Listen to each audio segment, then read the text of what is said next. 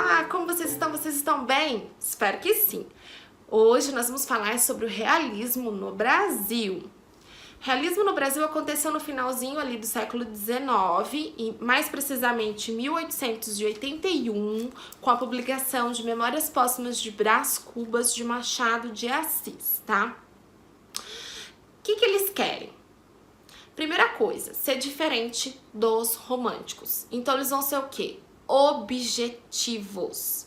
Vão escrever em quê? Em prosa, tá? Então eles vão ser objetivos, vão escrever em prosa e o foco deles vai ser o quê? No social, na sociedade, no que há de pior da sociedade, tá? Então, nós vamos ter toda essa objetividade para criticar a sociedade burguesa, criticar a Igreja Católica, principalmente a Igreja Católica, não a religião como um todo, mas a Igreja Católica, tá? A literatura passa de ser apenas uma distração, então, para ter todo esse foco, esse engajamento social, tá? Temas como abolição, preconceito e sexo vão ser tratados aqui no realismo, vão ser mostrados de forma bem clara e objetiva, né?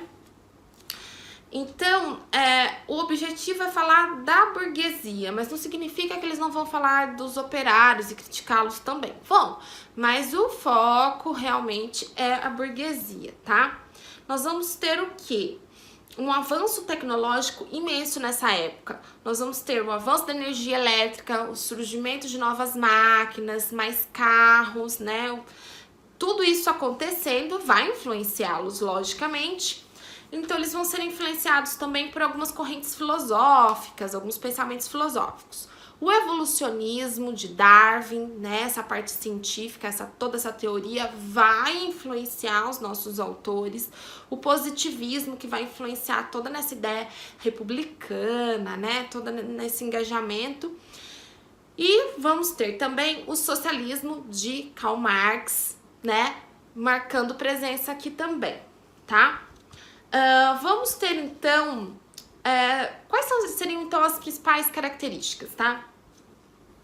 Reprodução da realidade. Então, quer mostrar a realidade, o foco é mostrar a realidade. Mesmo que essa realidade não seja tão boa, né, que seja o podre da realidade, vamos mostrar a realidade aqui.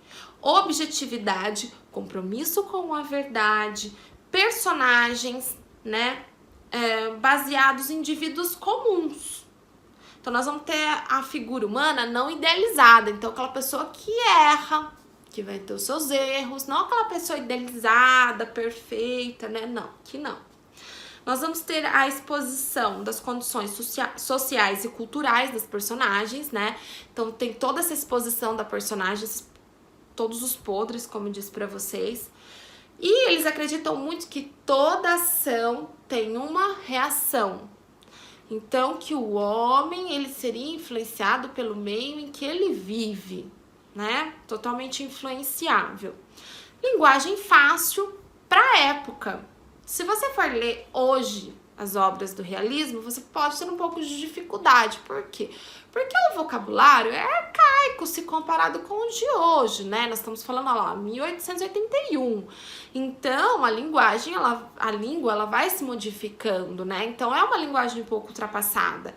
Mas, para a época, era uma linguagem bem simples, assim, de fácil entendimento, tá? Sempre contemporâneo, então sempre falando do tempo atual, né? E não falando de passado. E o lado miserável do ser humano mesmo. Qual é o nosso principal autor dessa época? Machado de Assis. Então, ele começou com Memórias Póstumas, mostrou pra gente a que veio, né? Mas ele não produziu só Memórias Póstumas e vamos ter um vídeo só pra ele, pra falar, né, desse nosso principal autor, né, do realismo, Machado de Assis. Até a próxima!